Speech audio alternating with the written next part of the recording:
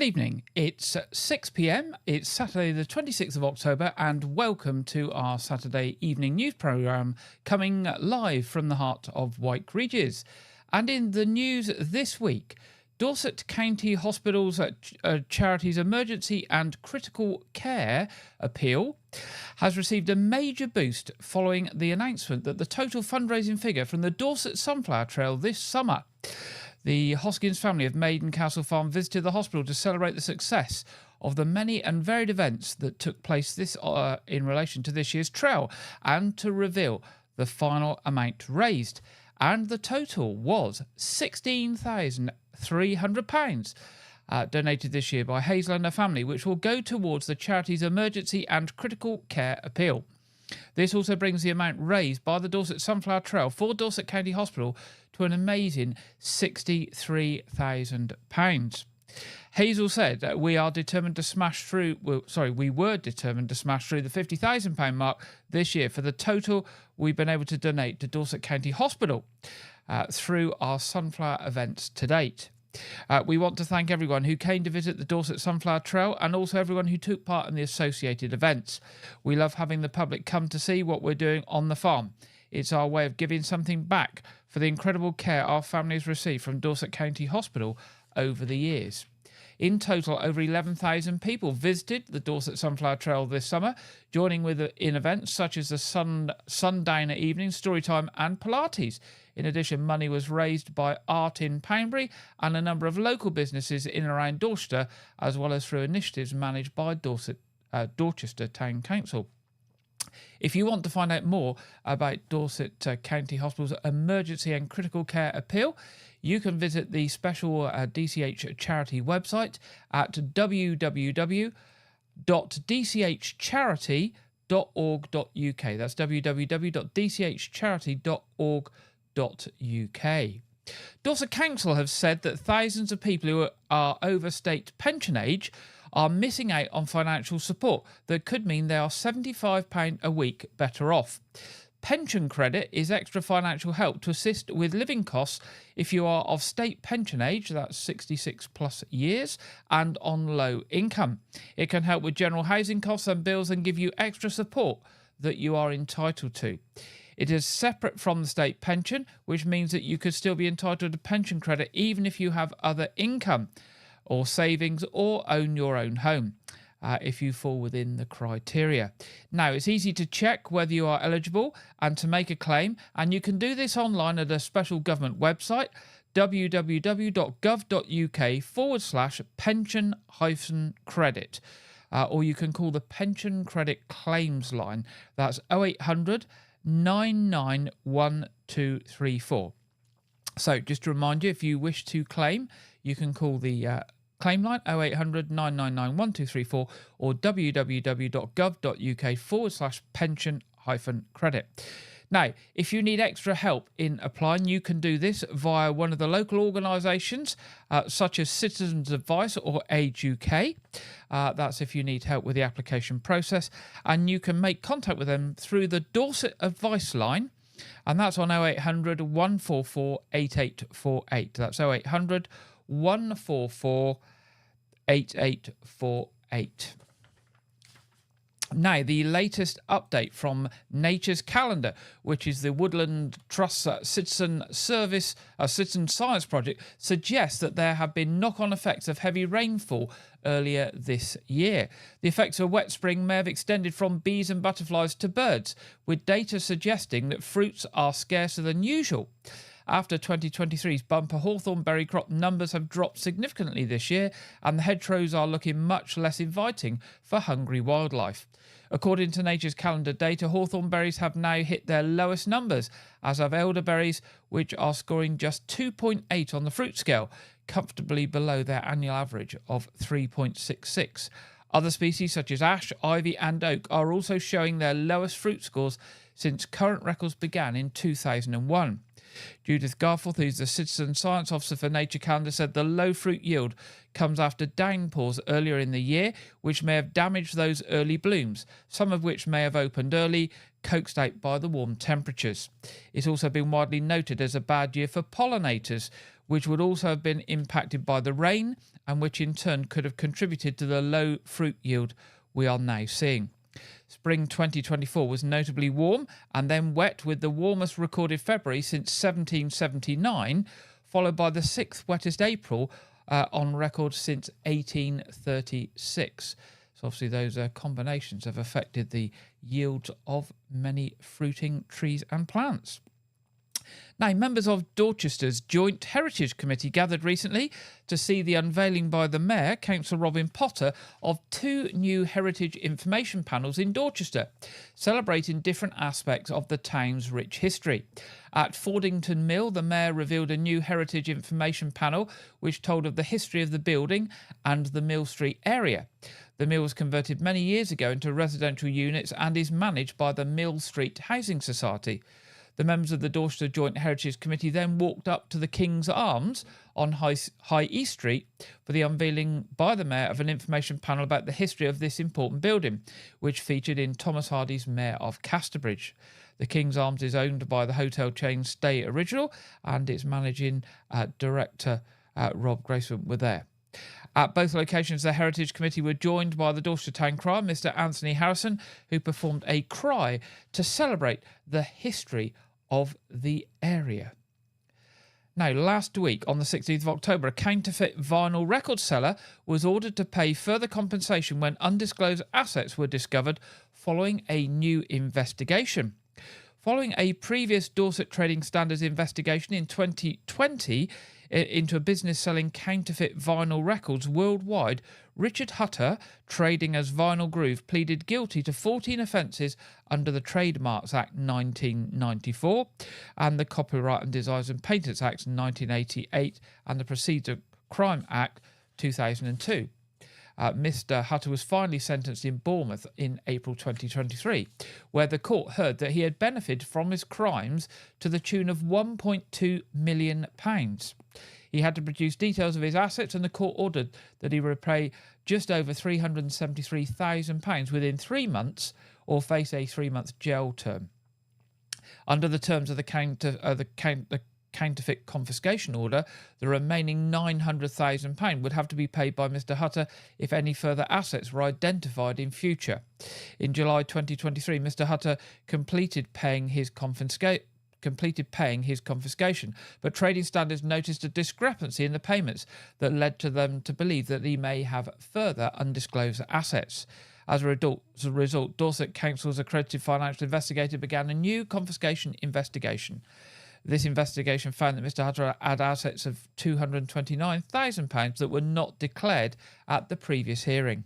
At a further hearing in Bournemouth Crown Court in October, Mr. Hutter was ordered to pay this additional sum within 3 months or face a 3-year default sentence. Now, the good news is the money from proceeds of crime, all this money that's recovered, is reinvested by Dorset Council into further disruption and asset recovery work and to help local crime-fighting priorities for the benefit of the community. Now, the leader of Dorset Council, Councillor Nick Ireland, has written to the Deputy Prime Minister and the Minister and Secretary of State for Housing, Communities and Local Government, Angela Rayner, expressing his disappointment following the government's decision to allow the Portland incinerator to go ahead despite much local opposition. In his letter, he states, "I would like to take the opportunity to express my deep disappointment at the recent decision by government to grant permission for the proposed incinerator on the edge of Portland Port. The strength of local feeling in opposition to this is striking, and there is strong feeling that government has pushed this through without thinking through the consequences to the residents of Dorset who live in the vicinity and beyond of this proposed facility. The recent BBC analysis on the burning of household waste in large incinerators signified that it is now the dirtiest way that the UK generates power. Given that as a nation we have been binding to emission targets coupled with our own ambitious plans to decarbonise Dorset, this feels like a retrograde step of monumental proportions. As I said when we recently questioned on this issue, the proposed incinerator has kneecapped our own net zero ambitions." Now, if you wish to see a full copy of the letter, this can be viewed on the Dorset Council website. Now, Wessex Water has announced that a major road in Weymouth will be closed to through traffic in early November to allow it to make emergency repairs to a collapsed sewer. King Street, near Weymouth Railway Station, will be shut to through traffic between the junctions with Queen Street and Crescent Street and Gloucester Mews for 5 days from Monday the 4th of November. The road closure will mean diversions will be in place, and this will affect many local services such as local bus routes. So do allow extra time for travel and do look at any notices about changes in bus routes. Now, Dorset Council are looking for support from the local community to help deliver Chesil Youth Pride 2025. Now in its third year, Chesil Youth Pride is a youth-led family event that celebrates Dorset's LGBTQ plus young people in Weymouth and Portland and beyond. Dorset Council is looking for support from the local community and from voluntary organisations who would like to proactively help in the planning and running of Chesil Youth Pride 2025. Volunteers will join a working group made up of Dorset Council employees and partners. Chesil Youth Pride was created after the council received feedback from young people saying that they felt unsafe in their communities and they wanted a safe space to be themselves. Last year's event saw over 200 young people and their families, friends and allies attend a stand event at Weymouth College, with many going on to join celebrative group parade along Weymouth Esplanade. If you'd like to find out more about Youth Pride 2025 or to offer your support, you can email Chesil Youth Pride at dorsetcouncil.gov.uk. That's Chesil Youth Pride at dorsetcouncil.gov.uk. Now, dedicated Community Speedwatch volunteers monitored over 15,700 vehicles and issued 387 warning letters during a week of action aimed at making Dorset's roads safer. Community Speedwatch is a road safety initiative which empowers volunteers to contribute to road safety and raise awareness of the dangers of speeding in their localities. The scheme is community-driven, actively supported by Dorset Police, and allows members of the public to play their part in achieving the shared goal of reducing casualties on our roads. The volunteers operate with a basic speed detection device to monitor drivers exceeding the speed limit. The device does not take photos and the results do not result in a fine. Instead, a warning letter is sent by the police to the registered keeper of the vehicle, notifying them that their vehicle was seen to be exceeding the legal speed limit. The aim of the letter is to make drivers think of their speed in future and to drive in future within the speed limits. Between Monday the 14th of October and Sunday the 20th of October, 32 Community Speedwatch teams deployed on 46 occasions covering over 100 locations, monitoring in excess of 15,700 vehicles, of which 2.5% were exceeding the speed limit and will receive warning letters. The highest speed recorded was 55 mile an hour in a 30 mile an hour limit. As well as warning letters being issued, the work of officers and the safety camera teams during the week resulted in more than 200 speed and other offences being processed. Now, if you're interested in the work of Community Speedwatch and maybe you'd like to consider volunteering within your local community, you can get in touch via the Dorset Road Safe website at www.dorsetroadsafe.org.uk. Now, Dorset Museum and Art Gallery are inviting you to join them this October half-term for a special exhibition. It's called We All Bloom Differently, and it's been created by Dorset's Care Leavers to mark National Care Leavers Week. The exhibition offers an opportunity to explore the personal stories, thoughts and creativity of those who have experienced being in care. Each piece of art reflects the individuality and resilience of young people who have overcome challenges and blossomed in their own unique ways. 18 care experienced young people have been involved in the organisation of the exhibition, with many of them also showcasing their original work. Two of these young people are Alani and CJ. CJ said, "The exhibition is important to me because I want people to challenge the way they think of care experienced young people. Be proud with us of our achievements, celebrate and enjoy." Alani said, "The exhibition is important to me because I've never really had the chance to create and work out who I am as a person. I have always had to listen and follow rules. In care, I had to be what was expected of me, and that got in the way of me exploring who I really am. This has been a chance to be seen as a person for who I am and not someone else's expectations. We have organised this as a team, actively listened together and agreed what we wanted this exhibition to become. We have empowered each other to create something we are proud of. Pages are stuck together. So We All Broom Differently will be run from Monday the 28th of October to Friday the 1st of November, 10 a.m. to 5 p.m. Entry is free, and the hope is that members of the local community will take time to visit and learn more about Dorset's care levers. To find out more about the exhibition, you can go to the Dorset Museum website, www.dorsetmuseum.org /event/We All Bloom Differently. Or if you just go to dorsetmuseum.org, I'm sure you will find the events page there. Now, we're staying with Dorset Museum, and the picture up on the screen is actually to do with the second part of this story. The Wildlife Photographer of the Year exhibition closes on the 3rd of November, and that's been at Dorset Museum and Art Gallery also. As the final stop on the tour, it's your last opportunity to see the amazing entries from the 59th year of the competition, as touring started for its 60th year on the 11th of October at the Natural History Museum in London. So this is the end of the tour at Dorset, and the 60th year has already started. Launched in 1965, the Wildlife Photographer of the Year competition has grown to be a prestigious global platform showcasing the world's best nature photography. For the 59th year of the competition, an astonishing 49,957 entries from over 95 countries were submitted. The most compelling 100 images were selected by a panel of industry experts who judged each entry based on its creativity, originality, and technical excellence. This temporary exhibition can be enjoyed at no additional cost to Dorset Museum and Art Gallery's standard museum entry ticket, which also allows for unlimited return visits to its permanent galleries and temporary exhibitions for a year.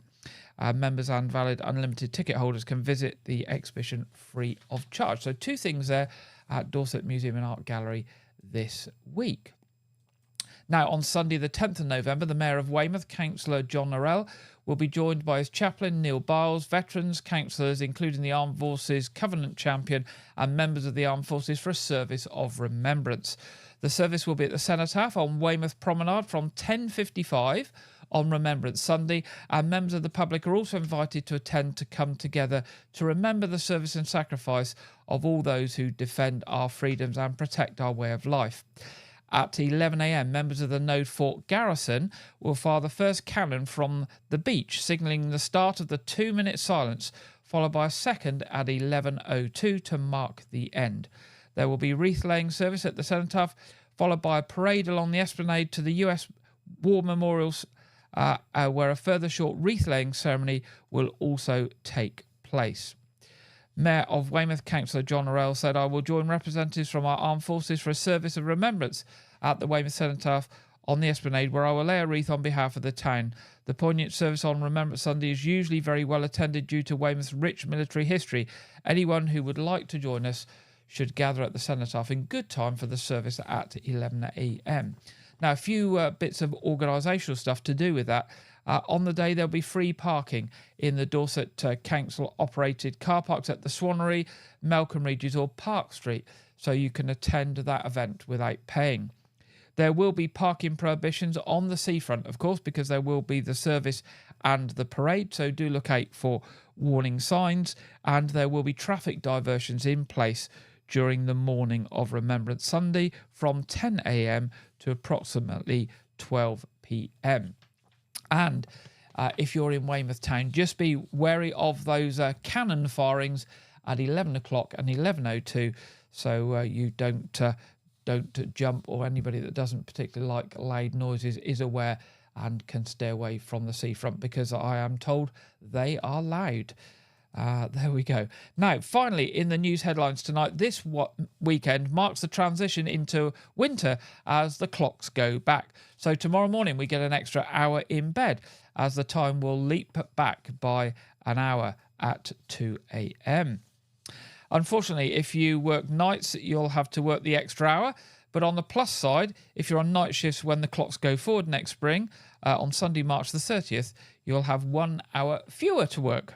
According to the Royal Observatory, a form of daylight saving time had first been proposed in 1784 by Benjamin Franklin, but the idea wasn't taken seriously until William Willett wrote a pamphlet in 1907 called The Waste of Daylight, in which he called upon a new time system to be implemented to take advantage of the earlier summer dawns. A year after his death in 1916, Germany became the first country in Northern Hemisphere to try daylight saving time. Just a few weeks later, the UK adopted the same, along with other countries that were drawn into the First World War, which started in 1914 and ended in 1918. During the Second World War, the UK temporarily switched to British double summer time, or GMT plus 2, during the warmer months to help with the war effort.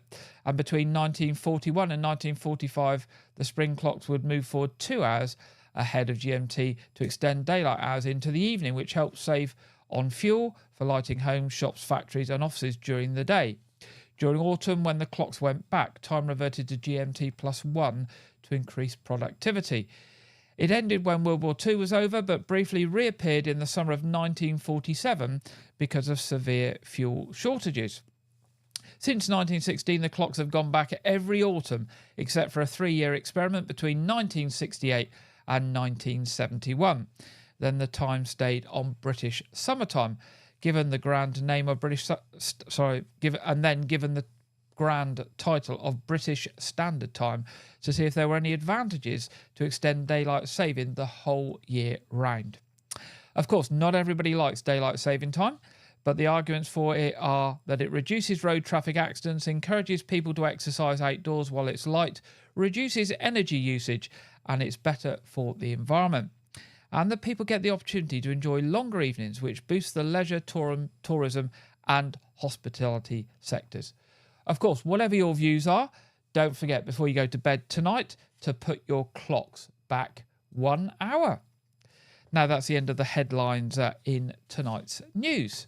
It's now time in tonight's programme to go over to our regular contributor Andrew Wright for this week's film review and preview.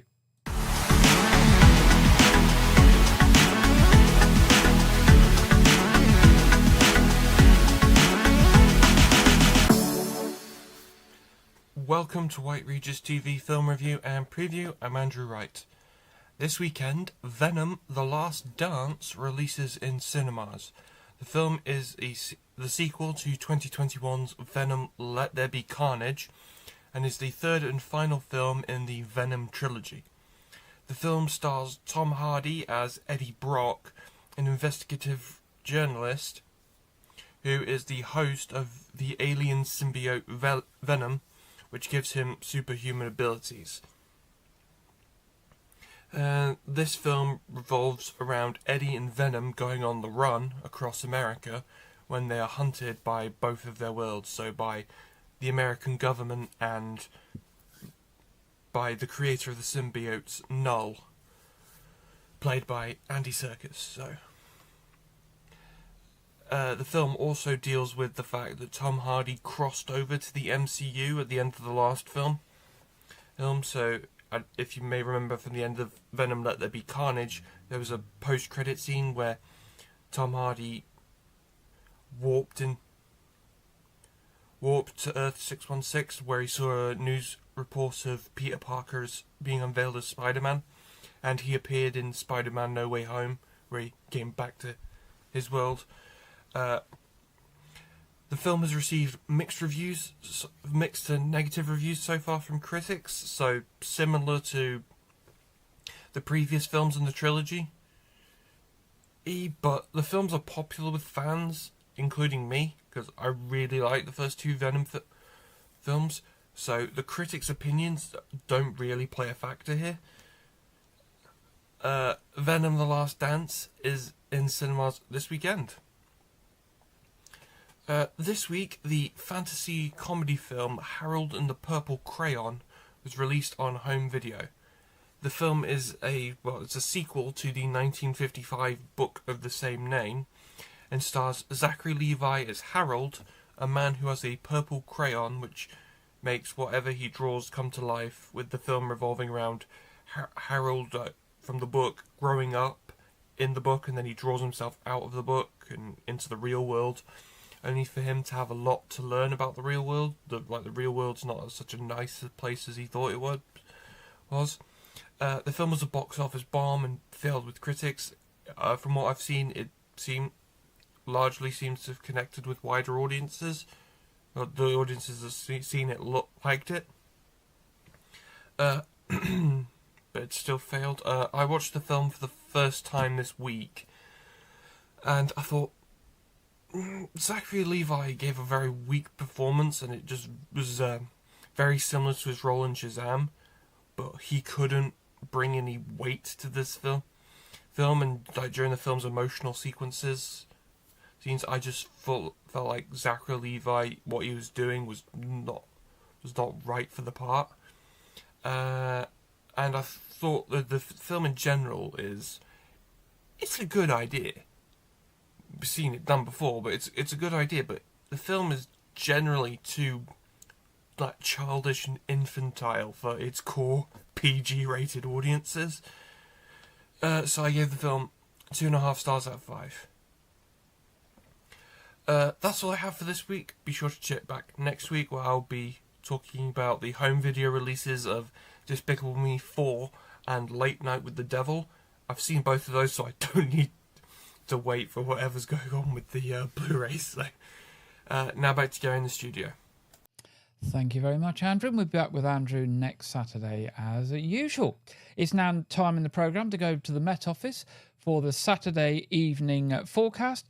And this week we are joined by Catherine Chalk. Hello. We'll see skies clearing overnight tonight to leave many places with a bright but chilly start to Sunday. Looking at the bigger picture then, we have this cold front that's going to be sinking its way south and eastwards, then a ridge of higher pressure extending across the south before the next frontal system moves through into Sunday across northwestern parts, introducing a lot of cloud and rain, especially across the UK on Monday. But back to the rest of this evening and overnight. Cloud across the southeast will generally fade. We may see some mist and fog patches developing. Then this cold front will sink its way south and eastwards. But as it does so, it generally weakens just to leave a bit of cloud towards the far south and east. Elsewhere, many places seeing clear skies. We will hold on to a few showers towards the far north of Scotland, but otherwise it is going to be a colder night out there to start Sunday morning. Mist and fog patches towards the south, but further towards the north we may see some pockets of frost to start the day. But that means a bright start to Sunday, plenty of autumnal sunshine around, and we'll hold on to that sunshine, especially across England and Wales through much of Sunday. Further towards the west, it will be turning much gloomier. We'll see outbreaks of rain moving through across Northern Ireland and especially across northwestern parts of Scotland too. Could turn quite heavy at times and persistent with a bit more of a breeze as well. But in the sunshine, we'll see highs up to 13, 14, possibly 15 degrees. So a touchdown on Saturday, but feeling chillier, especially under the persistent rain towards the north and west. So as we go through Sunday evening, this rain will continue to move its way south and eastwards, turning heavy at times across parts of Cumbria and then into parts of Wales, the Midlands, and then gradually towards the southeast to start Monday. But there's going to be a lot of cloud around through into the start of Monday. That will help keep temperatures up, so not quite as cold, but we may hold on to some clearer skies towards the far south and east. So that leaves a quite murky picture out there. On Monday morning, there's going to be a lot of cloud around across much of the UK with outbreaks of rain and drizzle on and off, perhaps turning quite persistent at times across parts of Wales. There may be some glimmers of sunshine towards the south and east, but on the whole, it is going to be a largely cloudy start to the new working week with temperatures around 15 or 16 degrees. And don't forget that the clocks do fall back tonight, so you've got an extra hour in bed. But otherwise, make sure to hit subscribe on YouTube so you don't miss a forecast. And I'll catch you soon.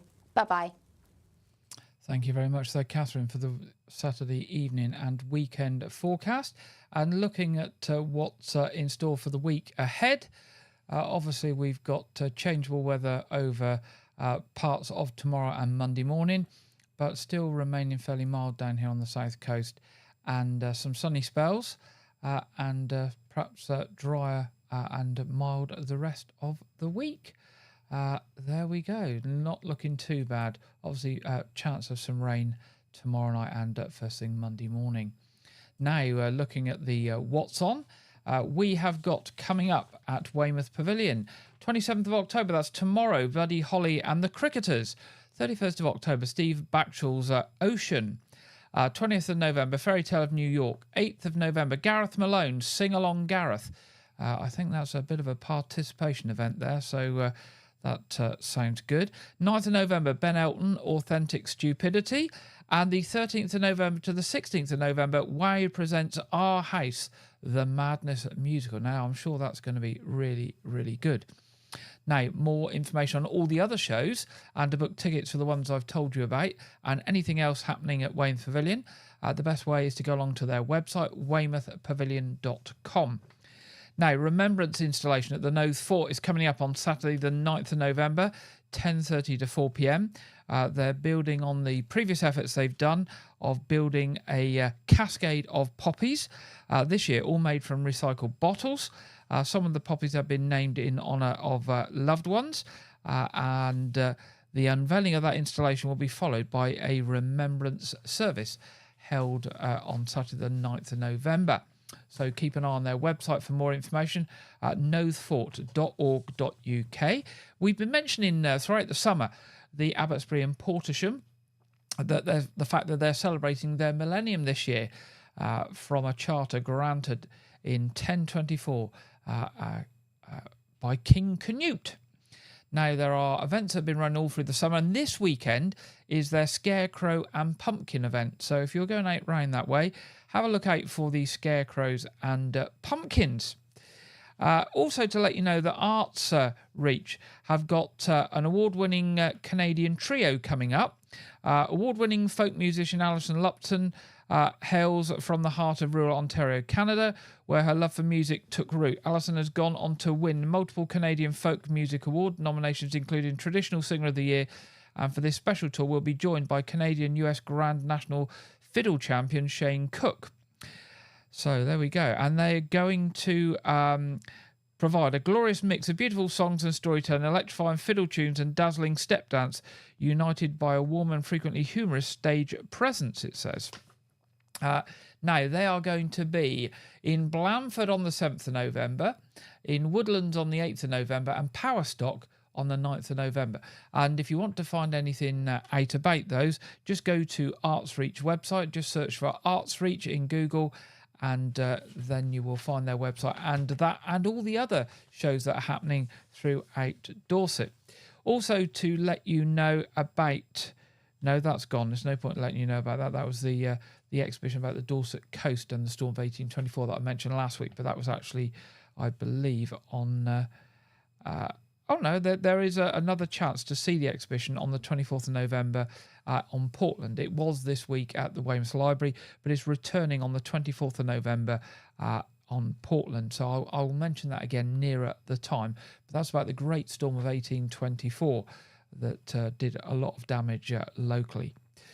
Right, church services in Wyke and close by tomorrow. All Saints Church, 8 o'clock communion, 9:30 communion at All Saints Church, and 11 o'clock Sunday service at St Edmunds, Weymouth. Our other programme, our Saturday evening quiz, is on tonight at 7:30. I do apologise for the problems we had with technology last week. We did get there in the end, but it was a bit of a struggle. We've ironed out the gremlins, and I'm hopeful tonight's quiz will go without a problem. If you'd like to join us, that's 7:30 prompt start, and it's free, it's family friendly, and you will all be welcome. Now, that brings us to the end of this week's programme. If you've got any news, events, or anything else to share with us, and for us to share with the people of Wyke, Regis, Weymouth and Port and South Dorset and beyond, do drop us a line to news@wykeregis.tv. We would love to hear from you. It just remains for me to say have a good weekend, have a good week ahead. It is half-term week, so if you're away from school and you're off with the family, have a good week. And I look forward to being back with you next Saturday at 6 o'clock. Good night.